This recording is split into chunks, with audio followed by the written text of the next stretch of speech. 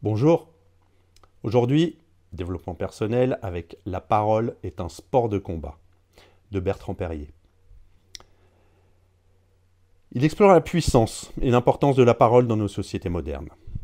Il est avocat, spécialiste de l'art oratoire et il partage son expérience pour montrer que parler est une compétence essentielle, accessible à tous avec de l'entraînement. En s'appuyant d'ailleurs sur des anecdotes personnelles, des références historiques et des exemples concrets, il explique comment la parole peut être utilisée pour convaincre, rassembler et transformer nos vies. C'est tout d'abord un art essentiel. C'est un outil universel mais sous-estimé, d'ailleurs. Perrier commence par rappeler que la parole est une compétence universelle, mais souvent négligée dans les systèmes éducatifs et professionnels. Selon lui, tout le monde peut apprendre à s'exprimer efficacement, à condition de s'exercer régulièrement. La parole est une arme de persuasion, selon l'auteur. Il illustre d'ailleurs comment la parole a façonné l'histoire en citant des figures emblématiques comme Martin Luther King, Nelson Mandela ou Simone Veil. Il souligne que bien parler est un outil puissant pour convaincre et également pour mobiliser. Et enfin, l'importance de l'authenticité. Pour Bertrand Perrier, la parole ne se limite pas à l'éloquence technique.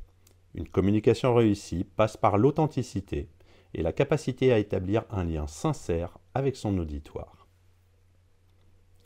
En second, il met les piliers de l'art oratoire. On en trouve 4. Tout d'abord, le travail sur la voix. Il met en avant l'importance de la voix comme vecteur d'émotion et de crédibilité.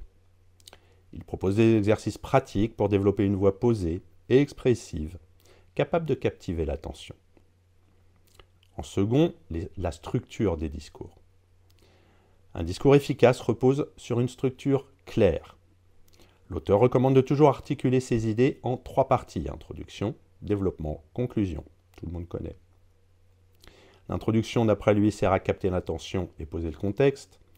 Le développement, argumenter de manière logique et cohérente. Et la conclusion, marquer les esprits avec un message fort.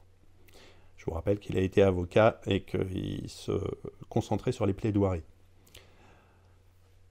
En petit 3, la force des histoires. C'est ce que font d'ailleurs très bien les avocats. Les récits jouent un rôle crucial dans l'art oratoire.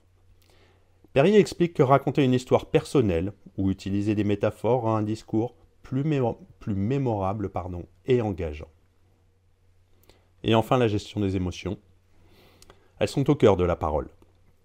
L'auteur encourage à les utiliser comme une force, tout en apprenant à les maîtriser pour éviter qu'elles ne parasitent le message.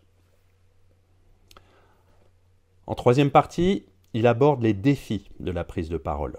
En 3 actes, la peur de parler en public, l'importance de l'écoute et les obstacles à l'expression.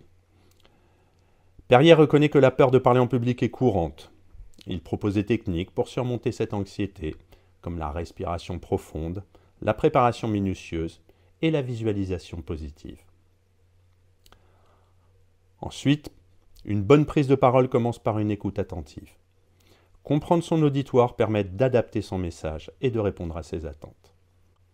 Et enfin, l'auteur aborde également les obstacles socio-culturels qui empêchent certaines personnes de s'exprimer pleinement, notamment les stéréotypes de genre ou les préjugés liés à l'accent ou au milieu social.